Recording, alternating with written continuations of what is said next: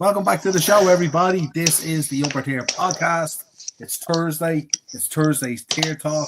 Myself and Dazzler, of course, back on your screens as we always do every Thursday. How are you, my friend? Bronzed. Well done. I'm definitely not medium rare. No. Definitely not. What do they call it? Perks of the job?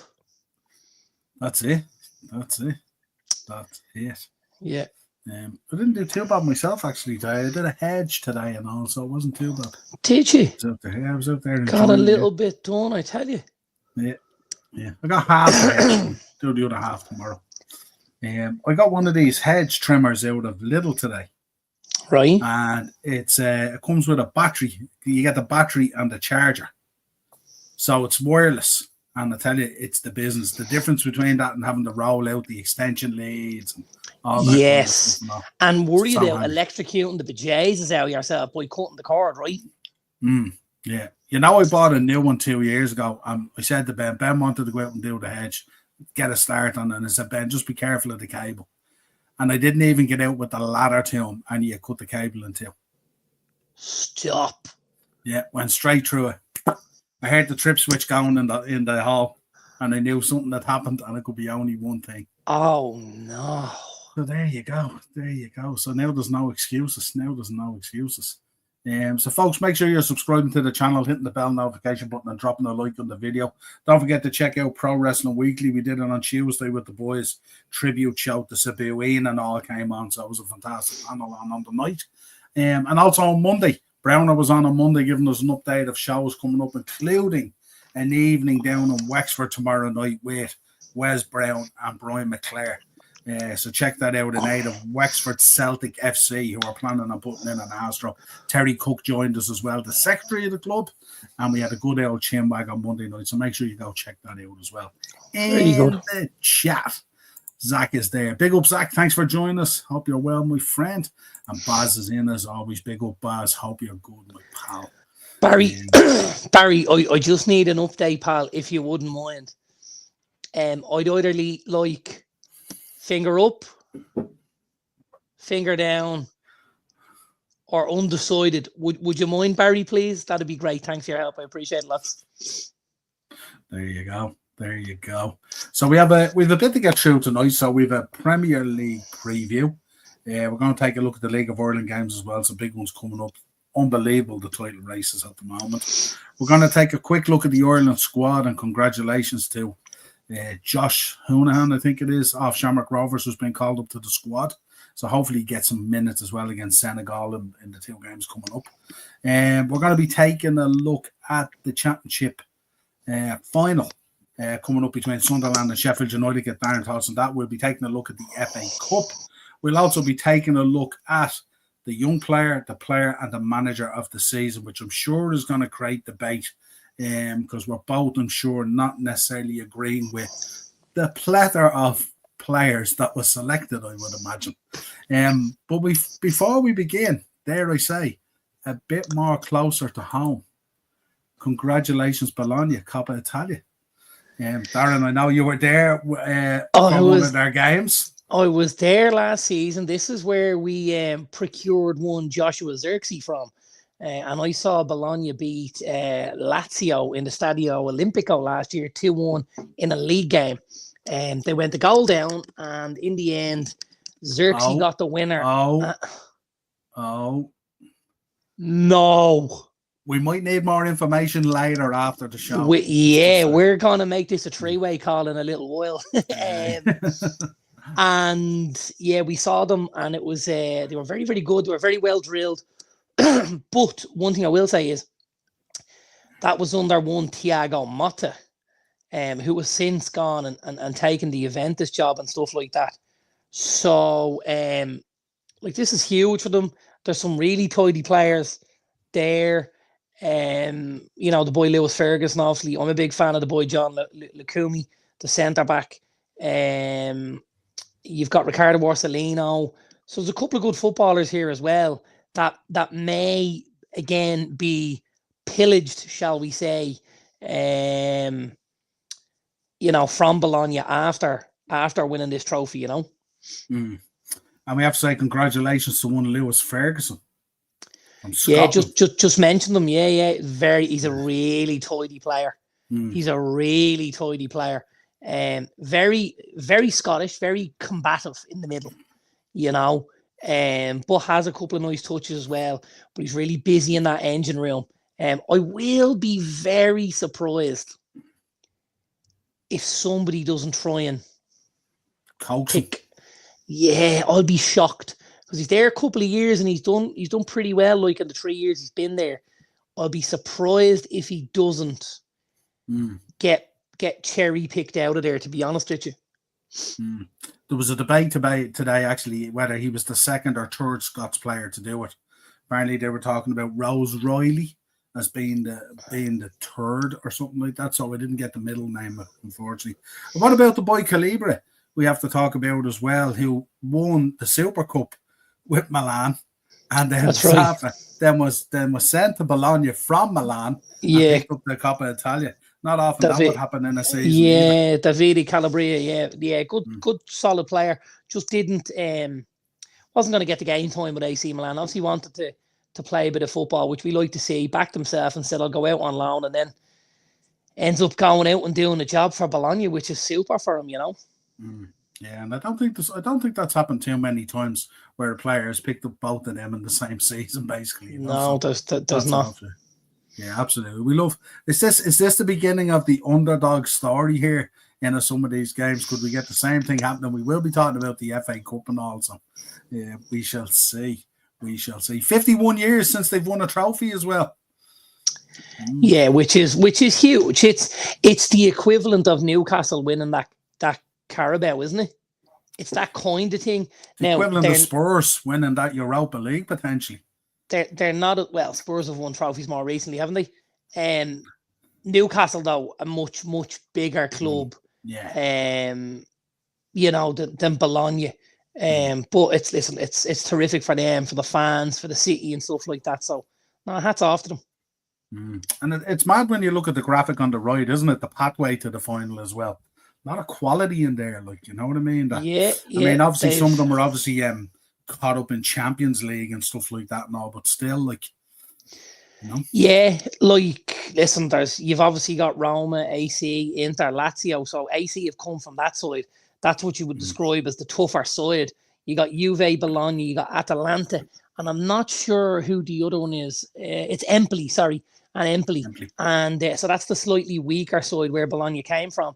But they came from there and still managed to turn over AC in the final.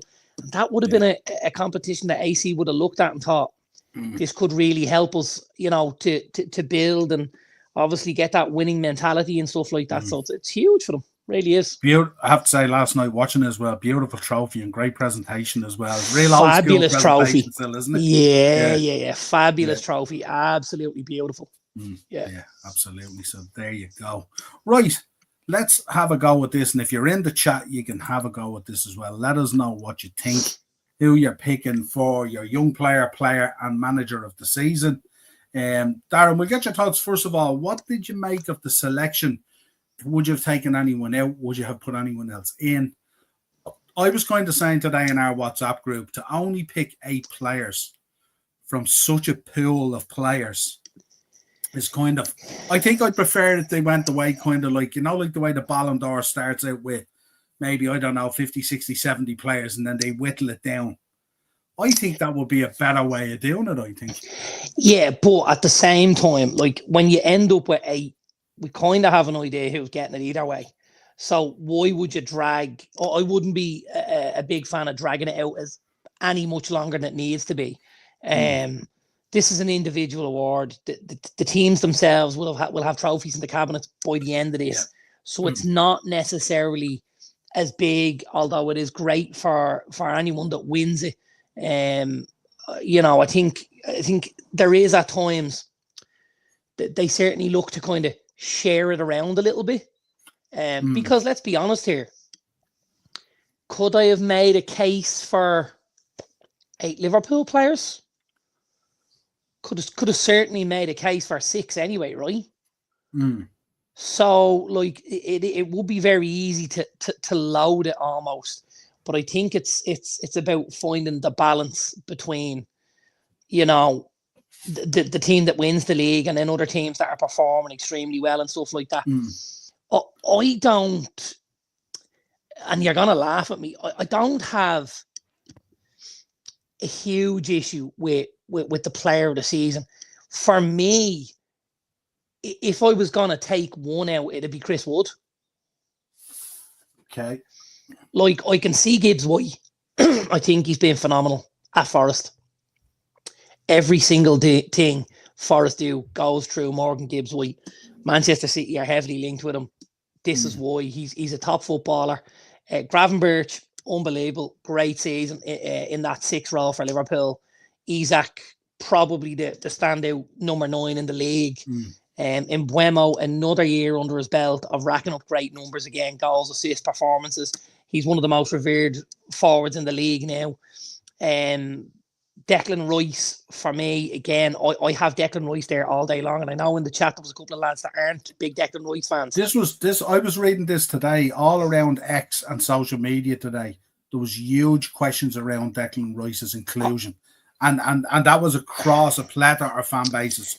And to be honest with you, if I look at Arsenal, right, and Arsenal are the second best team in the league behind Liverpool, which on points they are. And I look at who's been the best performer at Arsenal over the year, I absolutely pick Declan Rice. Absolutely. Now, I think Arsenal work in a different way. I think Arsenal are more about the collective, and you don't maybe get individual standout performances as much as you might with other teams. But like, Declan Rice for me is a no-brainer. I think anyone questioning Declan Rice is just...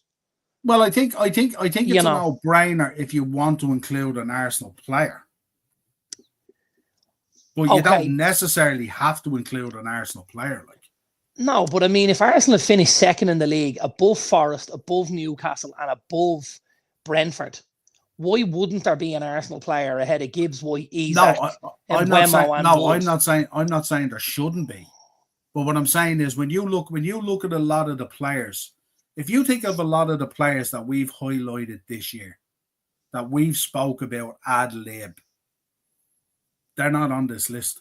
A lot of them. When we think about the Murillos, when we think about the Milinkovic's, when we think about the Sells, here's the thing. Just to name 3. Absolutely. And like, their 3 we're big fans of. I would probably have Murillo in ahead of Chris Wood. I would. I think Wood is the least likely candidate from that list for me. And, you know, I would also say, if we're looking at, you know, the manager of the season, excuse me, and we get in a Victor Pereira, who, by the way, I don't have an issue with, and we'll get to him in a moment. Why isn't Matheus Cunha there? For what he's managed to achieve out of Wolves. Because to be honest with you, if I'm Matheus Cunha and I look at what Wood did in a team that's probably going to finish 5th or 6th, and I look at Cunha, what he did for a team that's probably going to finish 15th, like, I think I'd have questions to ask. Here's a question for you. Do you think a team should only be allowed to have one player in it? I think it would be, in an ideal world, a good idea. I do. So you would pick the player of the year from each. That's me coming. No, but that's me coming like from, we have 3. Yeah, absolutely.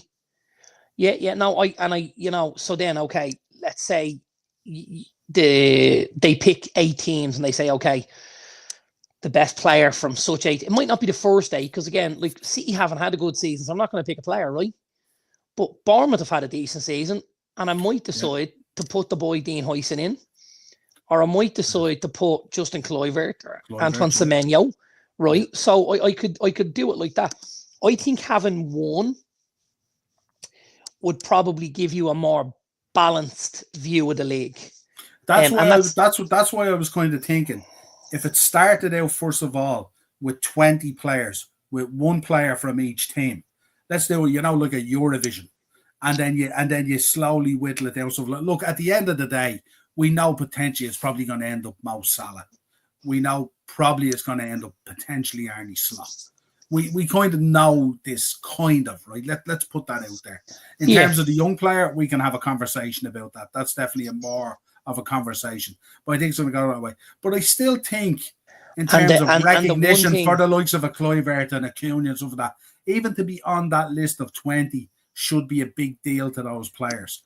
And the fact that it's like this doesn't kind of, it dismisses that somewhat, you know. And if you look at what they've done with the young player, there is not. If you look at the young player, they only have one from each of the teams. So it's not something they've done purposely. Yeah. But it's something that they've arrived at. So if they arrived at a similar situation in there, you know, who skips out? Okay, so you're probably taking out Gravenberch, Van Dijk, and Wood, and you're replacing them with 3 others. Yeah. And I think the likelihood, if we think Salah's going to win it, right? The likelihood is then we don't really need Van Dijk and Gravenberch in there. We don't. You know what I mean? Because it doesn't really matter if you get the 1, 2, 3 or whatever. You know what I mean? No, absolutely not. What did you make on the manager side? No, Iriola. I thought was rough. I thought he's done a fantastic job. He absolutely has. And I suppose the only thing that I went to look at was I went and looked at league position. And when I went to look at league position, we have Arne Slot, who's just won the league title with Liverpool, Yeah. We've got Eddie Howe with Newcastle. They sit in third position at the minute, and they won a Carabao Cup. Yeah. I've got Nuno Espirito Santo and Nottingham Forest that sit in 7th. Chasing potentially a top 5, and I've been in top 4 for a while. I've got Thomas Frank with Brentford, who sits in 8th. Yeah. And then I have Victor Pereira, who with Wolves is in 14th on 41 points and has taken them from the bottom of the table and brought them clear. So, like, who do I take out from? But where I'm coming from, why isn't there 6? Why isn't Iriola on there? I'm not necessarily taking one off. And if there's 6, you know what? Like, it probably goes to Iriola. But it's just, where do you stop the adding to it? And there is always going to be someone that misses out and feels a little bit hard done by, a little bit grieved. But like, and it was only when I saw people talking about Iriola, I said, I wonder what's the league positions. And Thomas Frank and Brentford sit 2 places and 2 points above Bournemouth. Now, but what I would say is, if you look at last season, Brentford had quite a good season last season as well, whereas Bournemouth wouldn't have had as good a season. So the improvement from Bournemouth this year is probably bigger than the improvement from Brentford this year to last year. So that's why when I say Thomas, and I don't have a problem with Thomas Frank, we speak, we have filled hours here talking about how good Thomas Frank is. Yeah, but I just thought it was a bit, when I seen Thomas Frank up there and I didn't see Iriola, I was thinking, that's a bit of a kicker, like, because they've both been, it's nearly like when we talk about them, they've been head to head, nearly Brentford and Bournemouth, haven't they, really, when we talk about them? You know what I mean? So just to go against that point, Brentford finished 16th in the league last year. Bournemouth finished 12th, 4 places above them. Sorry, I'm wrong. Sorry, I got it the other way around. I was thinking, remember Brentford had the drop off. Sorry, didn't they start off very well and then they fell down? So Brentford finished 9 points behind Bournemouth and are now ahead of them. Yeah, well, you're right. So on that basis, it's probably not too far away from. You know, and again, like, we love what Thomas Frank has done. He obviously lost Ivan Toney and stuff like that, which was a huge hit to the squad. And he brought in the boy Sade and he moved Visa, and and Buemo just does his thing, and like, they just just take Oh, they've along. been They just excellent. take They've been along. excellent. And I think, we've mentioned before, at times, the longer you're in the league, the more difficult it can be because teams get to know you. They know what you do. They understand how you play. And it can be difficult to keep evolving. And I think that's the one thing Brentford have kept doing. They've kept evolving. They've changed little pieces of the puzzle around, swapped them out, and kept things moving the right direction. So, and as you said, you can lose players as well. Like absolutely. when you look at a lot of those teams and you look at a lot of those boys up in those lists above, I would a lot also of them argue could be changing teams. a lot of them could be changing teams. Yeah. The other thing I would say is if I look at the two squads, I think the Bournemouth squad's a better squad than Brentford, man for man. Overall, I think so. Well, you listen straight away. You've a centre back who's about to go to Madrid for €50 million. Yeah. You've Antoine Semenyo being mentioned at 60. It's anywhere between 50 and 70. You've Kluivert, you've the boy Evan Nilsson who looks very good at times, hasn't managed to hit a stride every week and has injuries and whatever. But there's a lot of good stuff at Bournemouth. Yeah, their recruitment, we mentioned that only a few weeks ago, their recruitment's been excellent. So, who do we think off the lists? So I'm going to give you where I think, and then you tell me what you think. So I think two of them are fairly nailed on. And I think it's got to be a Liverpool double in Mo Salah and in Arne Slot. I think, and I'll absolutely hold my hand up here and say I expected a huge drop-off from Liverpool this season. And it didn't come. And, obviously things slowed down a little bit after the Carabao. But you had so much of a buffer and the teams around you didn't manage to take advantage of what was going on that, you guys managed to get there. Just managed our way through it. There was no real pressure. Just manage your way through it. So I think a lot of that has to go down to the manager and how well he done things from the start of the season and the ways we're able to get out of the gate and win games very quickly and be quite convincing. I mean, I think in the first 10 games, did you win 9? Yeah, we only lost the Forest. So, that gives you a huge platform to go and actually do what you're trying to do. Up till after the Carabao, we had only lost the Forest. Then we lost to Fulham. And then we've lost to Chelsea. Yeah, so, it was phenomenal. Yeah. I think I have to say, and the young player is my favourite. Because, if this is what we're looking at as the next gen, it's really something to be excited about, isn't there? Before you look, do you agree with the 8? Or would you substitute out? For instance, for argument's sake, Cole Palmer was had a very indifferent season. No, well, listen, Cole Palmer went out of the traps and was like a greyhound. And then after the third corner and before the finish line, he stumbled. But, I think over the course of the season, he gets a spot. I think Morgan Rogers, phenomenal. Yeah. William Saliba, phenomenal. Yeah. Dean Huyson, unbelievable. Gravenberch, very good, very good. Liam Delap, again, huge fan of. I think the two for me that probably don't sit as well as I'd like them to is Anthony Elanga and João Pedro. And they're the two that I would look at and go, oh, really? You kind of feel that Pedro could be replaced by the boy Baliba, would you? He absolutely could be. Yeah, and not to mix it just because it's the same team either, but just no. But I think over the course of the season, he's been a pretty good player. Looking through, I'm just gonna it's a bit samey, and I suppose you can look and say, oh, you know what, I don't want to go the same direction. What about Milos Kerkez? Yeah. Absolutely. He was about to have a big move just like Huyson.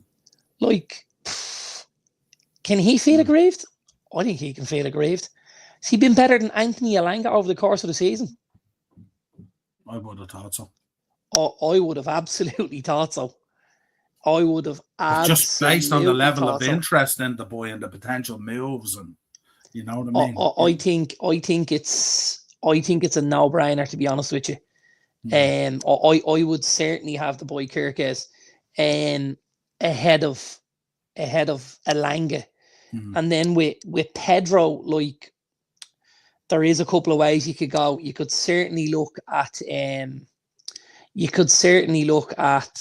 Carlos Baliba. We know, the talent he has. You could look at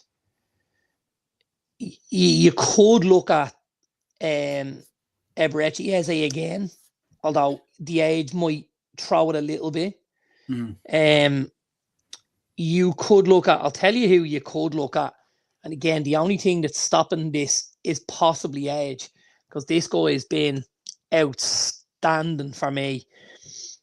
And it's the Crystal Palace right-sided wing-back, Daniel Munoz. He's been excellent. Now, he might be a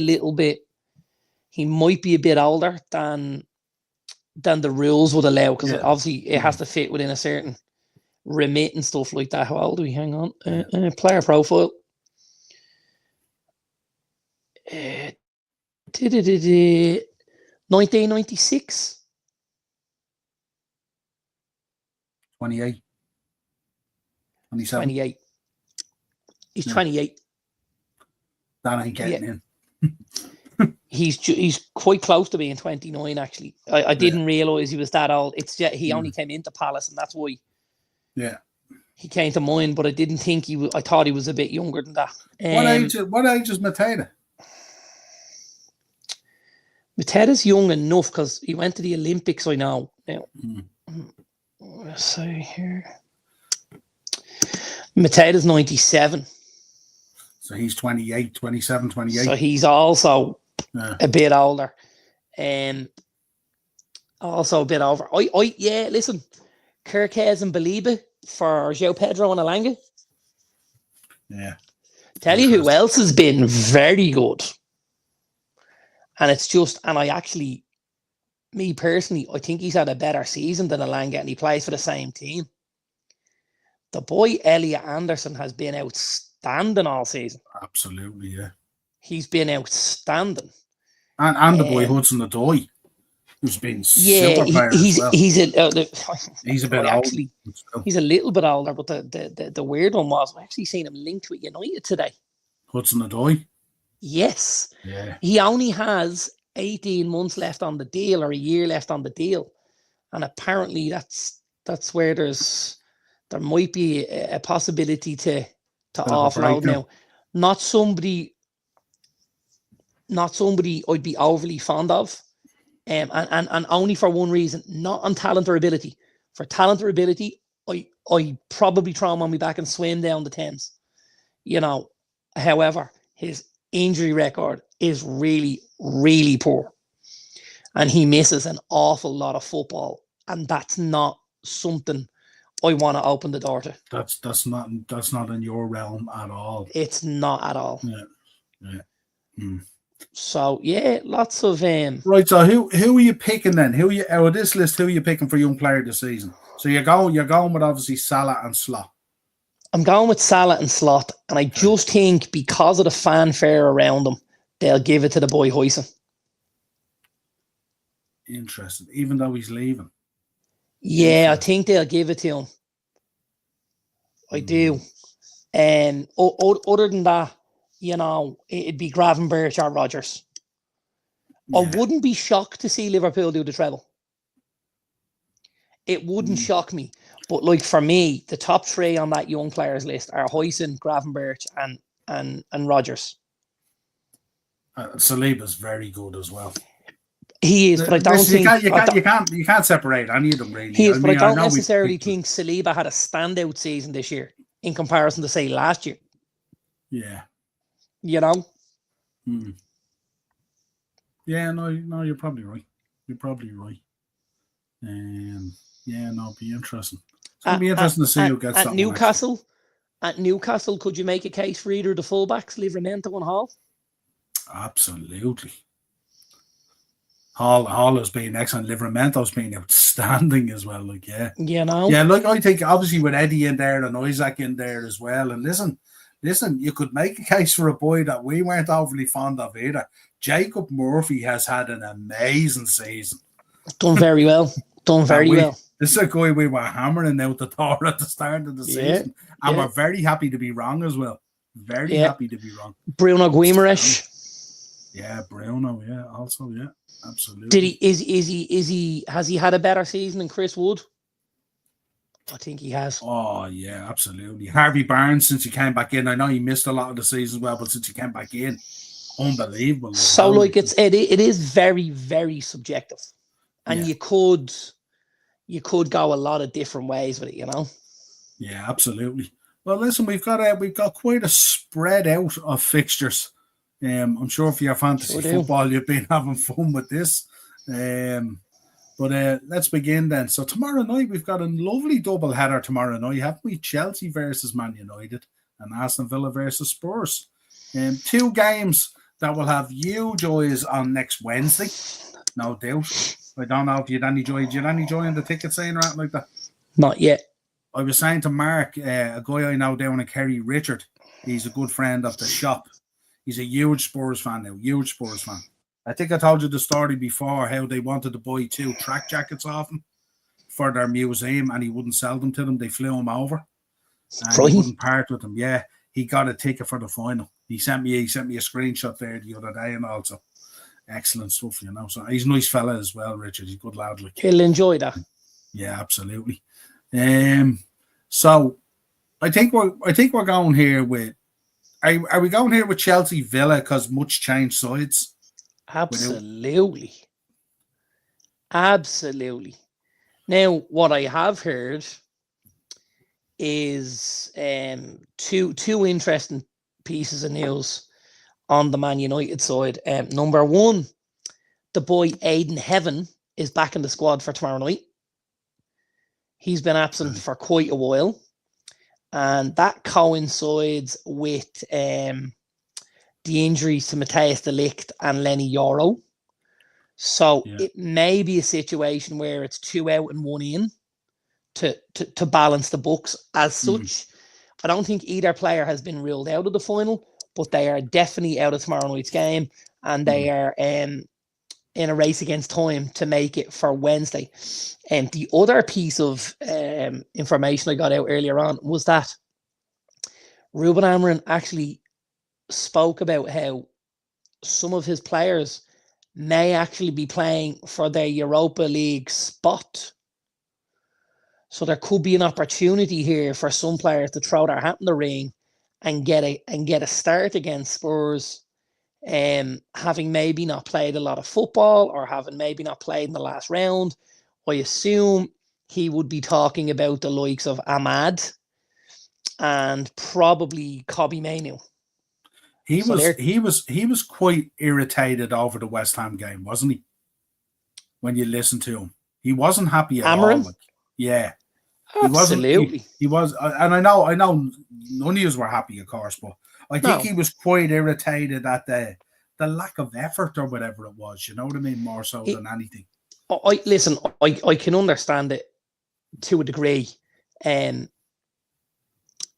eyes are firmly on the prize in Bilbao, and I get that. And it would be huge for us with the way the season has gone for us to end up leaving Bilbao Europa League champions with a Champions League spot under our arm and a nice big juicy check. That would be unbelievable.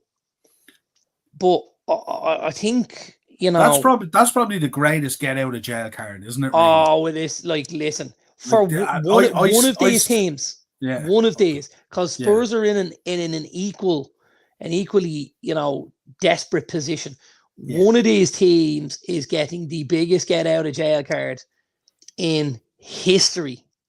Like this is a historical crossroads for both teams, isn't it? Do you know what this is like? And I seen this happen quite a few years ago. One of the teams got relegated from Division 2, and the team coming up from non-league, the ground wasn't fit for purpose.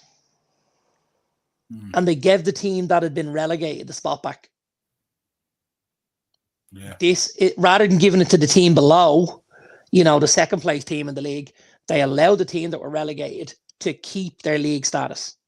This is it in a nutshell. This is it in a nutshell. But regardless of what happens, I think Amarin's issue is we're Man United. We played home last Sunday against West Ham. And whether we're in Europa final in 2 weeks or whether we're not, it wasn't good enough. And there wasn't an urgency. There wasn't an energy. There wasn't what he would want. He was so frustrated. When I was looking at him in the dugout and all, he was ready to kill a bitch. He was so frustrated. Like, he's a winner. Yeah. And he does not like losing. And that's what's going to spur him and his staff, you know, into a position of like that. Those sporting teams never lack work rate.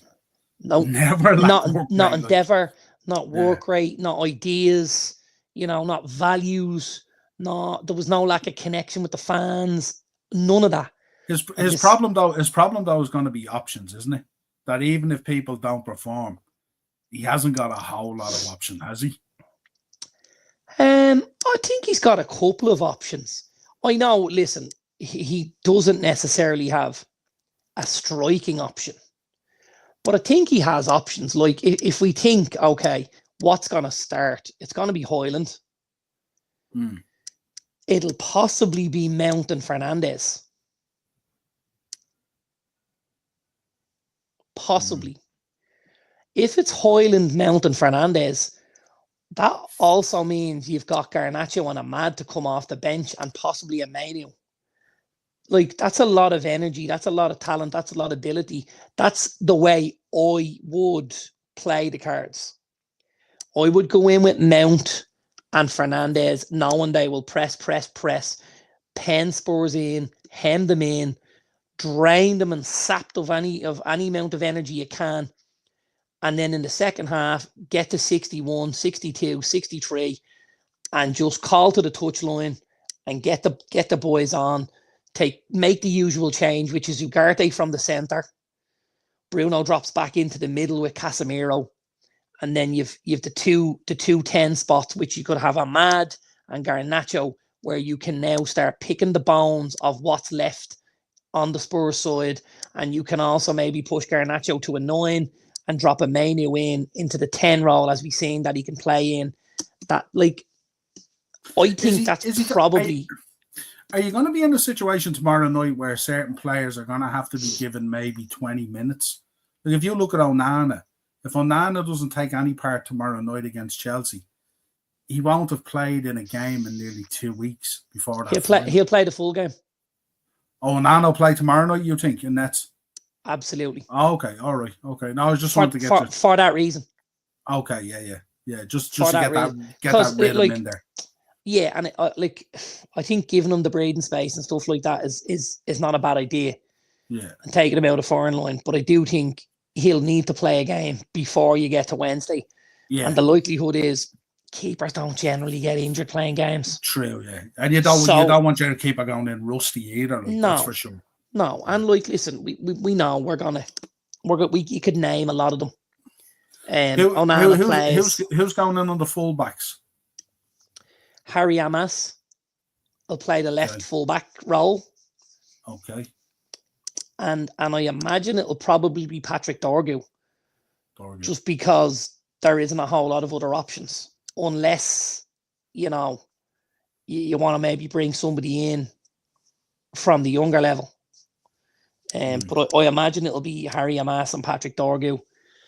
And then he'll go 3 across the back. I think Heaven will probably play as part of the back 3 in front of Onana. And then you'll have Casemiro to get game time, but not burn out. And you'll have probably, you might have Manu in there with him, or you might have Ugarte and Manu.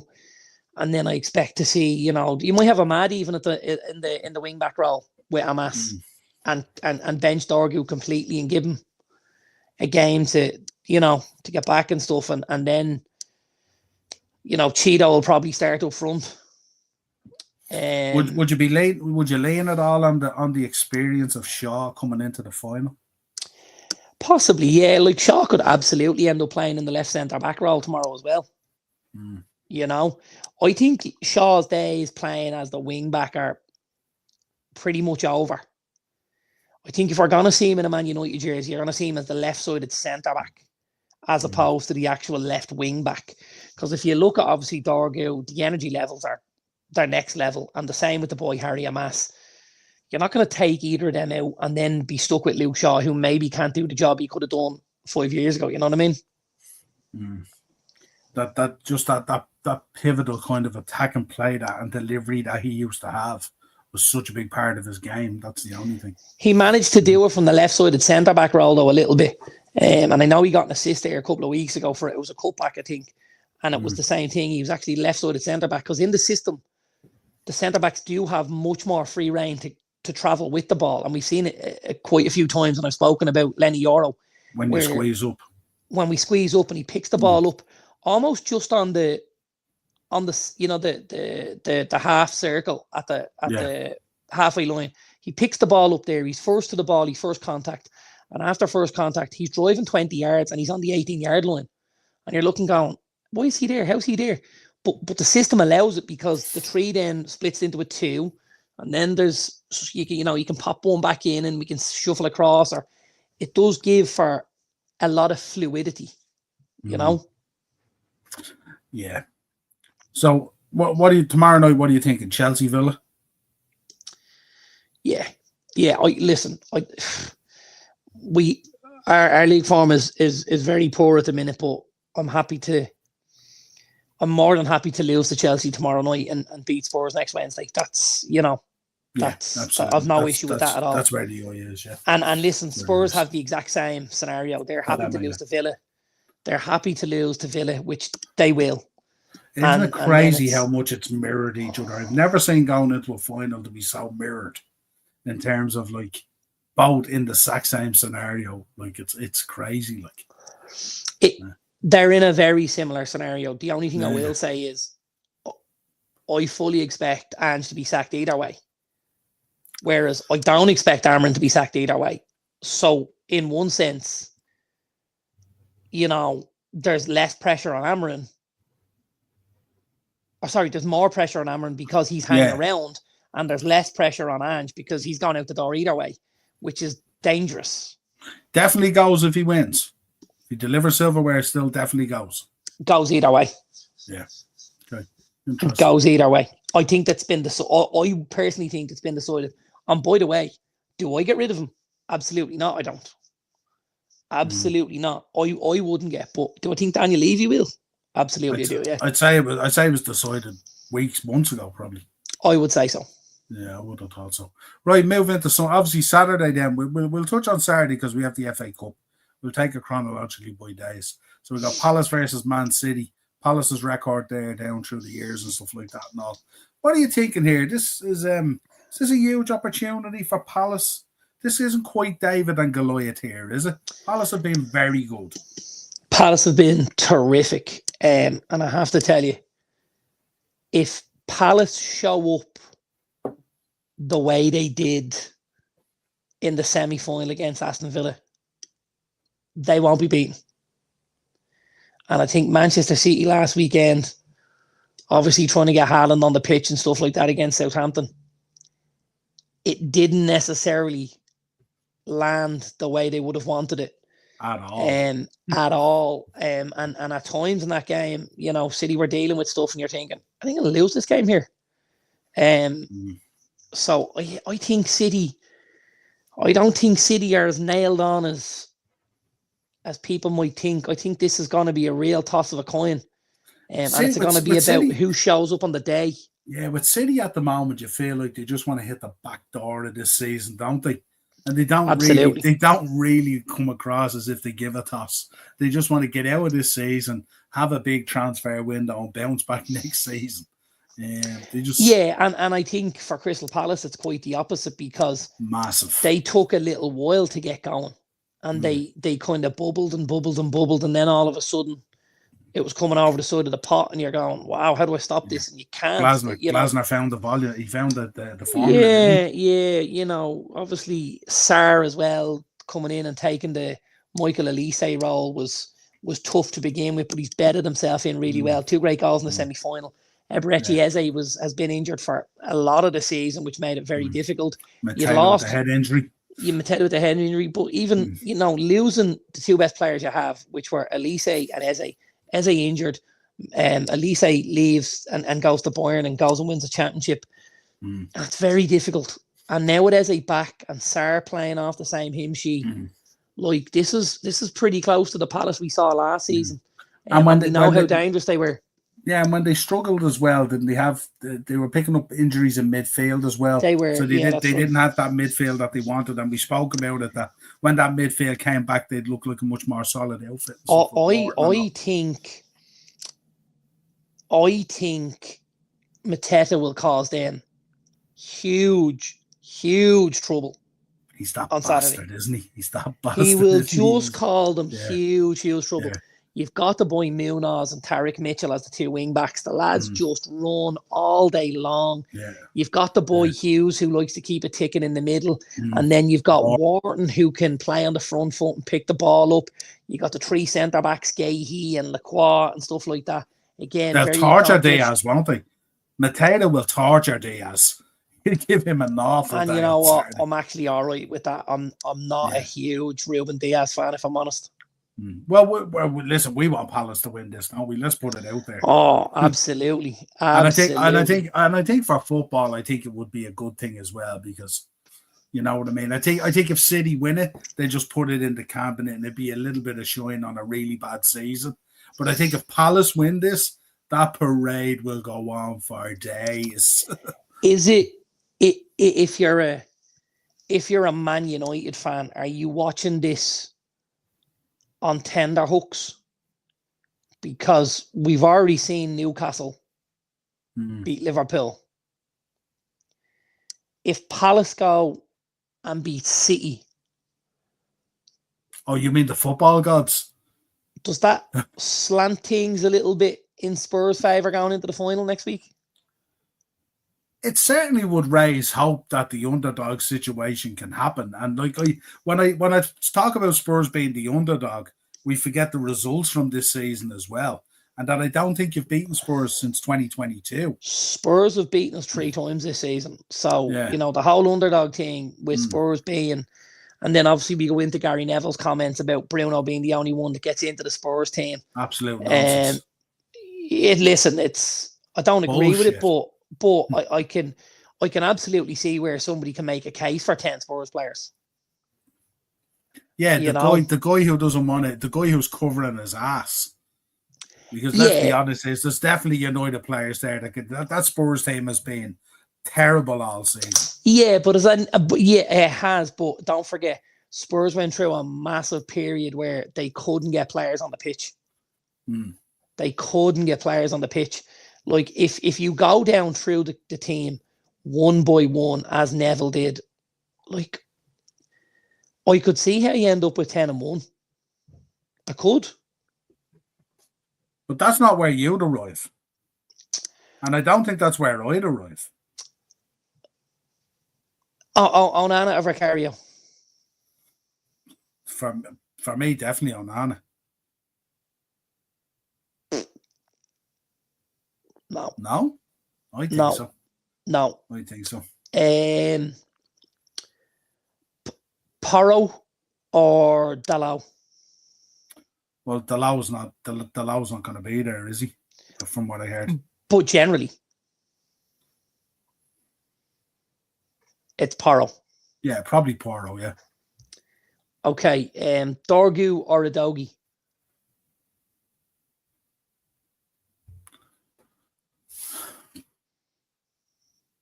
You could make a case for either, right? Yeah. Maguire or Romero? For me? Yeah. I'm putting Harry Maguire in there all day.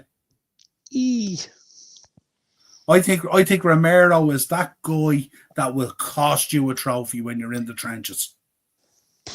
Martinez or Van de Ven? Van de Ven. Right. Ugarte or Bentancur?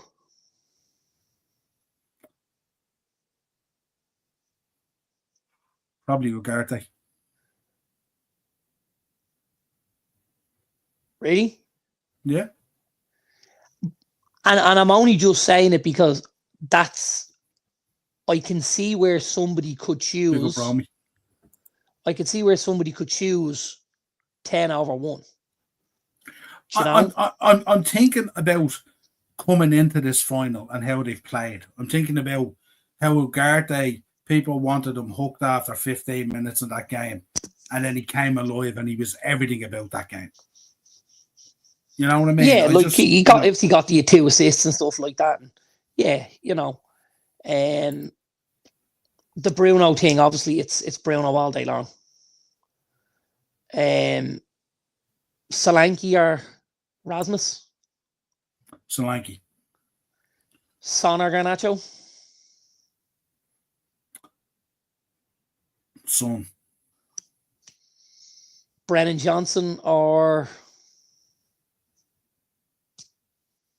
Mason Mount? You haven't mentioned Bruno, yeah? Oh, well, I'm putting Bruno in. He's not. Yeah, we're not even having a fucking discussion over that. Who did you say? Who was that there? Brennan Johnson. Or Mason Mount? I think just with the shading of form in the last 3-4 weeks. No, you don't. No, you don't. Stop. Man, sometimes players just peak.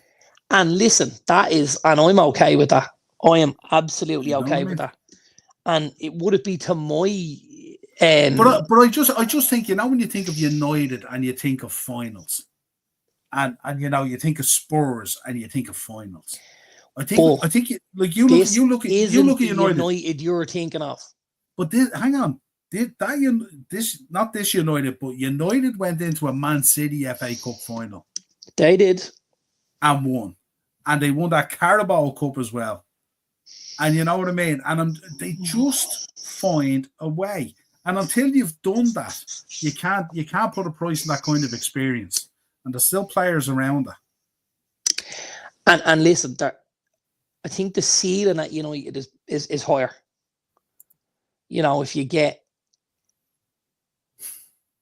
Jesus, that's a bit harsh, no? He's been dreadful this season. He's been dreadful this season. No, he hasn't. He's been dreadful. Brennan Johnson didn't score on like 8 games in the bounce at one stage. I watch Spurs content. I watch Spurs content creators out there. You are definitely wrong here. They are not. Come on, Palace lads, I'm backing you. Yeah, I think everyone's backing Palace bar Man City fans. Yeah, I would love to just think we'll go out and roll them over and blah blah, but yeah. I don't want to get blinkered by Brennan Johnson Nottingham Forest version. This is Brennan Johnson Tottenham version. There, Brennan Johnson is woeful. Navy pissed that money up the wall. A lot of Spurs fans think that as well.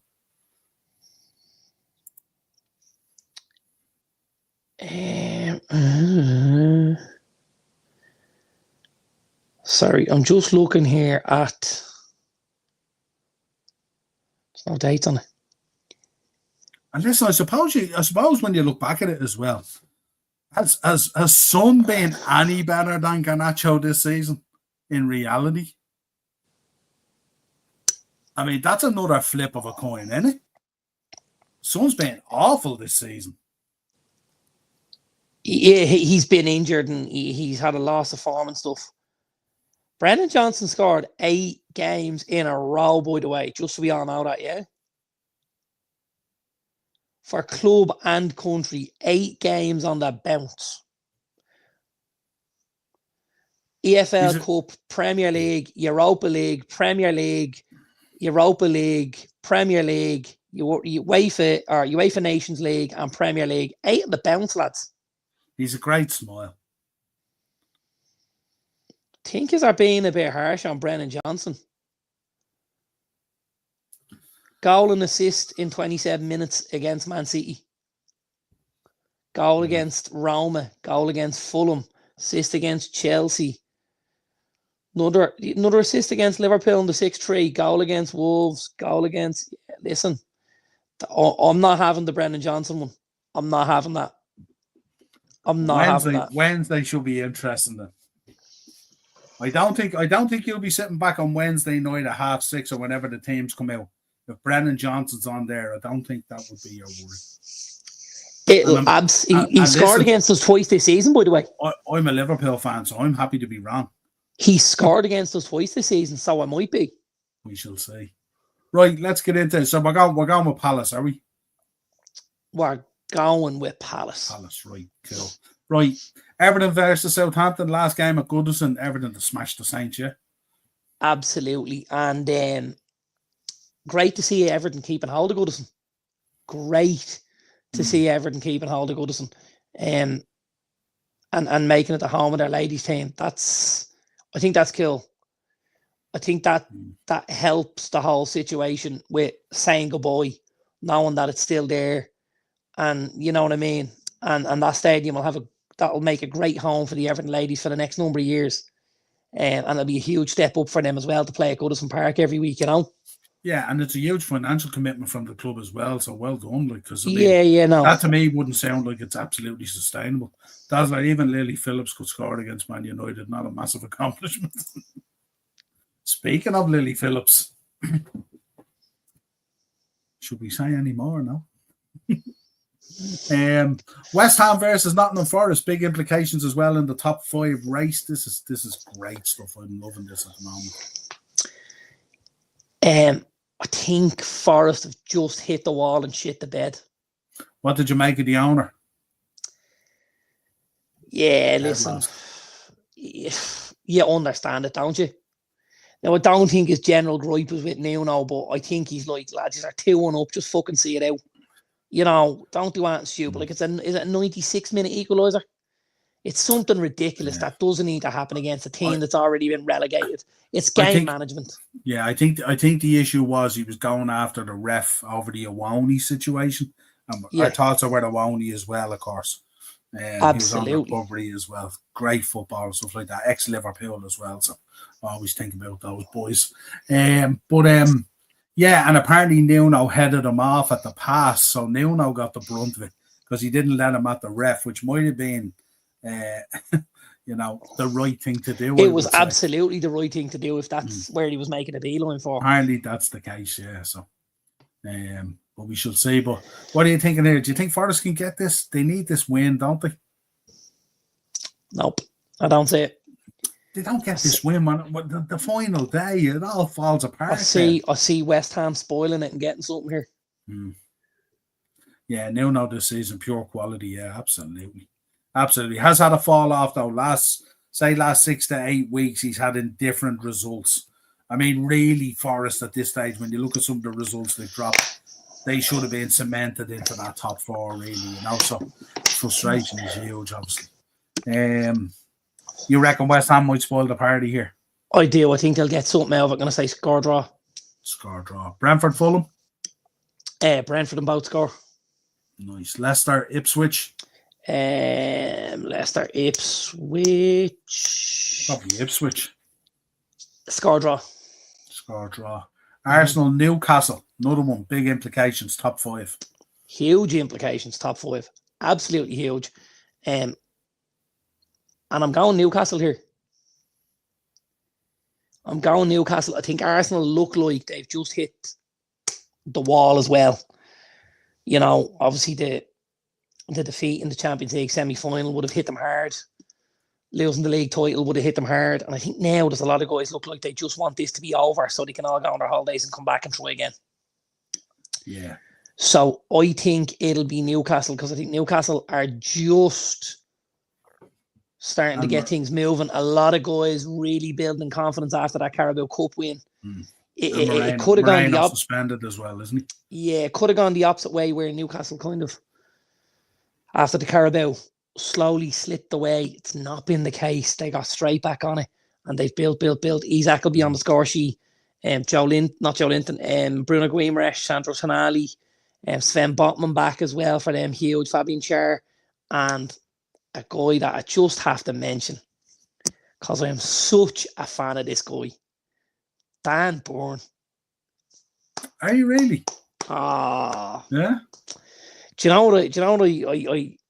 There's something really, really special about Dan Burn, and I'll tell you why. He's got the same amount of ability as the bottle of Blackhorn I have in front of me. but he has the heart of an absolute lion. And he is, and I explained this the other day. We were watching. Who did Newcastle play the other day? Who did we play last weekend? And they obviously needed the win at home. Was it Chelsea? It was Chelsea. I remember watching it. It was Chelsea. And I'm watching Dan Burn, and he's even in the last minute when Bruno Guimaraes got the ball, he puts his hand up for the free, calls the ball on, takes the touch, brings it down, gives it to Bruno, and starts making a run to go to the boy line to put the ball in. And Bruno didn't give him the ball, and he tucked inside and stuck it with the deflection into the top bin. And Bourne kind of shrugged his shoulders if to say, I'd made a run there, pal, right? And you're just looking at this guy, and I said, Brody says, something about Dan Bourne. I says, you know what? Dan Bourne is the footballer, is the equivalent of how Marcus Rashford should play. He has that Newcastle armband on. He's from that neck of the woods, and he would run through a wall for that black and white jersey. A lot of teams that are successful have that Dan Bourne type player in their team and in their squad. Absolutely, yeah. And he's just a credit. Yeah, he really is. He really is. Like you what he left. You go to war with him. Like, and you're looking at him and you're going, he wants to put crosses in. He's winning headers. He's putting his face on the line for blocks. He's just everything. He's the kid that always wanted that. He played as a kid in the playground, and all he ever wanted to do was pull on them black and white stripes. And since he's got the opportunity, somehow he's grown 6 feet bigger. And it's phenomenal. Like, if you don't love Dan Bourne, you don't love football. He's everything we should see good about football. He really is. Yeah, absolutely. 100%. Brighton, Liverpool on Monday night. It's kind of a trip to the seaside for a stick of rock, really, isn't it? Are you in Dubai at the minute, or are you back? I'd say we're back at this stage. Probably, but might be back tomorrow. Unless they're flying directly down south to prepare for Monday, which they might, Yeah. Which they might. Listen, Brighton will be at this. It'll depend what Liverpool show up, but I think we'll see a couple of goals. It might be a 2-2 or something like that with a couple of goals at either end. I think Salah will get his goal involvement and get over the line. Yeah, I do. I think so. Yeah, Brighton's been a bit loose at the back this season. Very good Brighton, like. Yeah. And then Tuesday we got Palace versus Wolves. So depending on what happens on Saturday, I see City having to put in a performance at home versus Bournemouth, but maybe not getting it. And then I see Palace probably struggling a little bit against Wolves because they'll be out on their feet after the victory against City. So I think I'll go draw on the Palace Wolves game, bit of a dull affair, and I think Bournemouth will nick City off. Yeah, no, that's good shout. Good shout, I should say. Quick look at the Ireland squad for the up and coming teams. I don't know whether you. I did. I did because there's actually we have a local interest here. Okay. So I would have obviously started off playing football as a 7-year-old. And I would have played for Kilbarrack United. I'm from Kilbarrack. That's where I played. My eldest boy, Andrew, he plays there now. He's the Saturday keeper, and he's now understudy at the first team at Kilbarrack. But Killian Phillips in the midfield there is from Kilbarrack. Killian actually sponsors a couple of the underage teams at Kilbarrack. I would know his Uncle Mark quite well, his nana or his granny Peggy quite well, his auntie Karen, and his granddad, who sadly not with us anymore, but who was also a very, very good footballer as well. The Joyce family, just a great family from my own road, and they live in the cul-de-sac across from my mum's. Cora, his mum, would have been a bit older than me, but she'd known my sisters and stuff like that. And Killian obviously got his call up. He's been with the 21s for a little while. He was a Palace player. He's on loan at the minute, I think, at St Johnston. And I think he's coming back to Palace in the summer. but doing really, really well for them. And great to see him get a call up. And he certainly hasn't forgot. Cabarrus had some pictures up this week of him at Ireland games previously in his Kilbarrack gear, when they all go in on the train and watch a game and stuff. That's a full circle moment. That's very, very cool for the kid, and hats off to him. Well done. And it'd be great to see him put on a green jersey. Yeah, I think with Bazunu, he got a bad injury, didn't he? He had, yeah. Bazunu will be back in the squad from September. Yeah. Well, after he gets it, he started to play. He started to play under 21 games for Southampton. Yeah, we met him at the AC/DC gig, and we were talking to him, myself and Ben. So you did, I remember it. Yeah. Yeah, it's kind of nice to see different names as well, isn't it? A bit refreshing as well. It's like as if Helga and the boys are doing a bit of work here. You know what I mean? This is what we wanted. Yeah, absolutely. Absolutely. No, this is what we want. You've the boy Jack Taylor at Ipswich. You've Killian Phillips. You've Smallbone. You've Jason Knight. You've John Joe Patrick Finn, who has been playing out of his skin at Reims in France. Has been unbelievable. Was man of the match in the Parc des Princes versus PSG. Was outstanding. So yeah, we're definitely seeing some changing of the guard. Let's see. Ryan Manning is down as a forward, but he's obviously a left wing back, so he's in the wrong slot. And Feisty can play higher up the pitch, or he can play as wing back. Adam Ida off a reasonable season at Celtic. Evan Ferguson lacking a bit. Casey McAteer just off relegation with Leicester. Good to see Sammy Smodix back, and obviously Troy Parrott having a real good time at the minute. Yeah, so lots of good stuff. I think for us, what's a good 2 games there? Draw against Senegal and a win against Luxembourg. I would have thought so. I think if he can get a draw at home against Senegal, should have a couple of good players there, and then beat that Luxembourg team that have beaten us twice recently. Beat them, and build towards September. Then that'd be where you're looking to go, I think. Yeah, the Senegal game will be an interesting game. Be interesting to see the team as well. Absolutely. To see stuff like that. Yeah, but hats off to all those players, and obviously to Josh as well. He was being called up out of the League of Ireland as well. Rovers really starting to shine at the moment. It's great. This is what we want to see, and we want to see League of Ireland players getting called up. That's what we want as well. When fitting. Yeah, we're not giving out caps for free, but if the lads do something, they deserve it, absolutely. And the likelihood is, he gets in a squad, possibly a second one. By the time he gets in the second squad, he ain't at Rovers anymore, is he? No, absolutely. Yeah, another really good player, Romy, playing at Watford, obviously in the Championship. Rocco Vada, and a very, very accomplished player. Looks very good on the ball. Could be a real jewel for us, to be honest with you. The boy Gannon at Stoke. Yeah, there's a lot of lads over there. There's enough lads over there for something to stick and for something to land, and to us end up with a couple of little. Sounds like we could be coming into a very positive cycle. We're at the start of a very positive cycle here, potentially. I think so. I think that's probably why.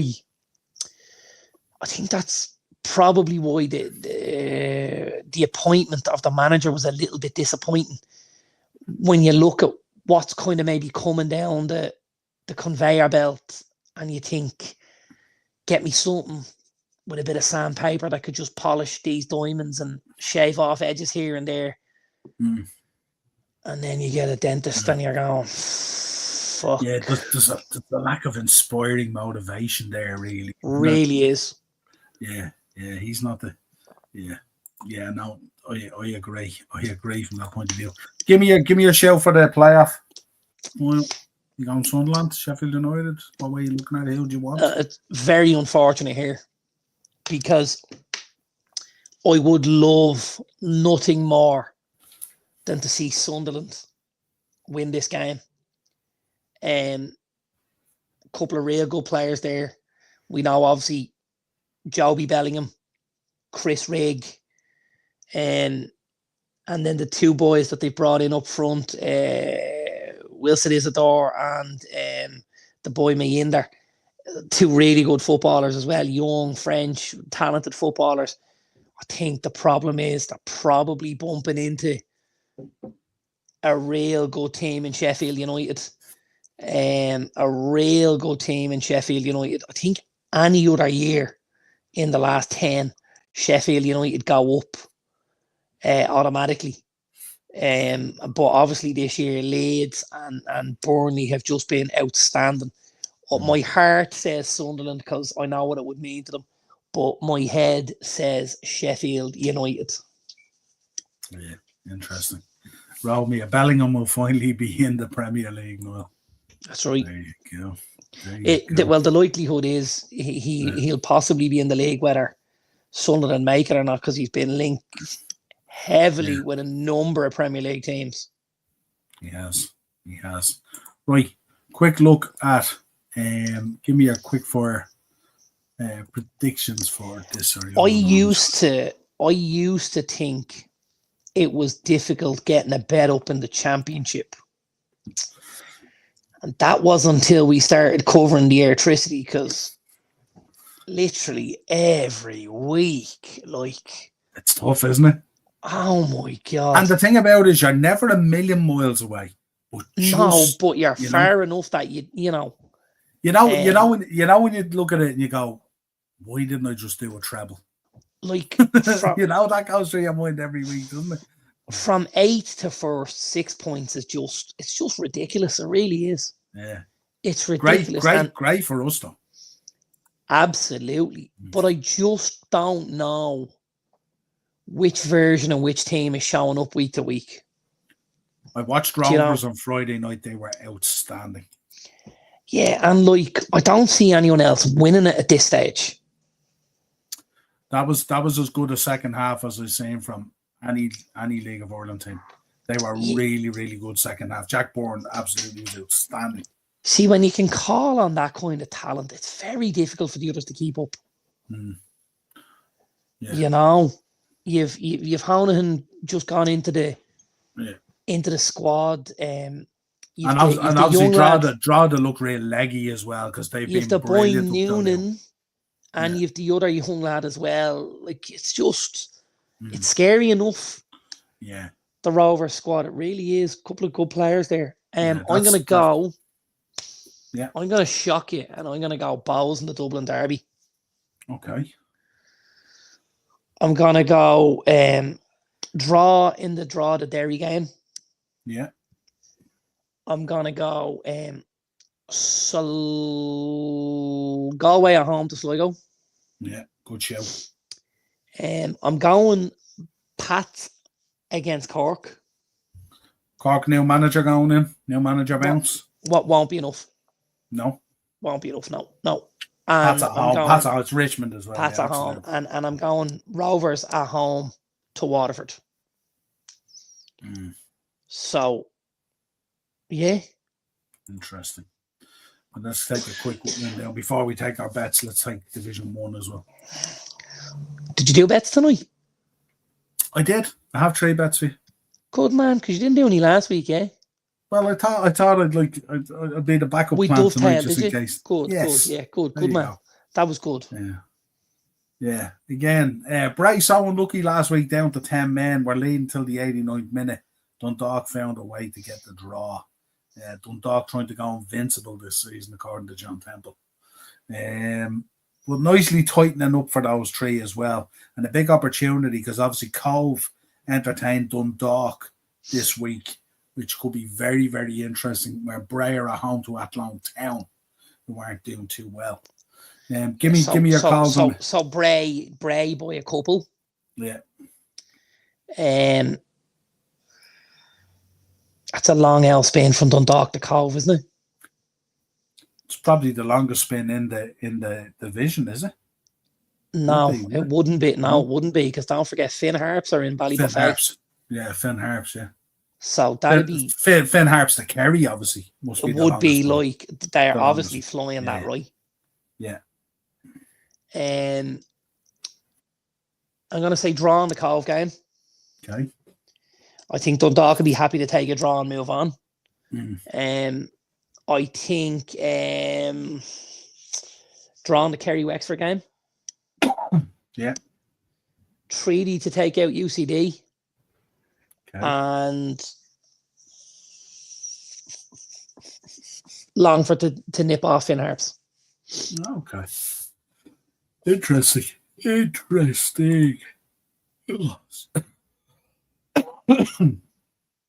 Where's my mouse go? There we go. Right. Couple of bets. Did you do any? Did I partake in the gambling today? I didn't. You didn't. Right, grand. I didn't. Right, so. But what I can tell you was at about 12:36, I was able to go and have a Jimmy earlier on. So that was pretty good. Not too bad. I just about had time for one of them though. Just about. I don't. Derry City are not winning the league. No. I think there's a lot more quality there before you get to that point. So what did I do here? My first one was a straight up accumulator, 23-1. So it was fairly obvious. We spoke about it earlier. So it was Aston Villa and Chelsea. I picked Nottingham Forest, but you picked a draw, did you? Or West Ham to spoil it. I did, yeah. I agreed with you on Newcastle against Arsenal, and then I kind of went for City against Bournemouth. But again, I wasn't thinking in terms of the FA Cup.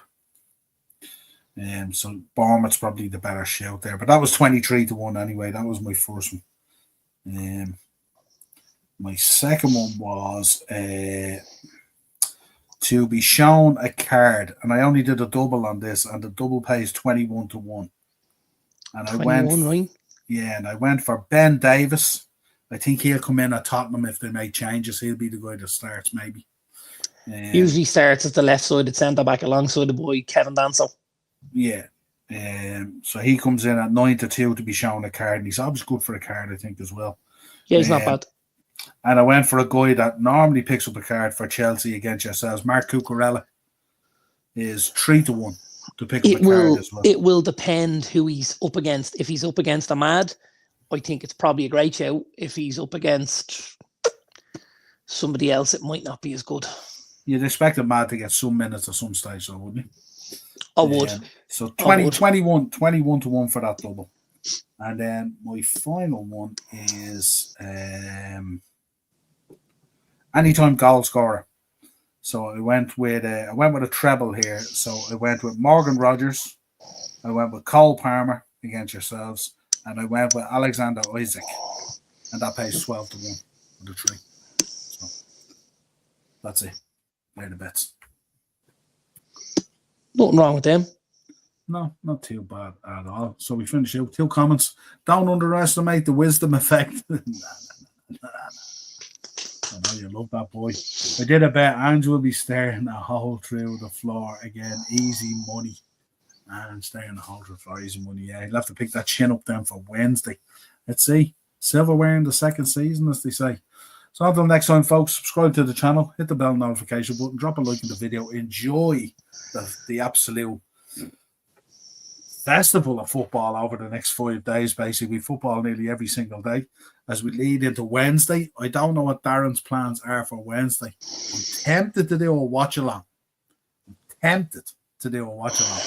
I know you'll probably be enjoying it because obviously you have a card in the race, but I'm tempted to do a watch along. But then I actually don't know what my she don't know what my plans are at all.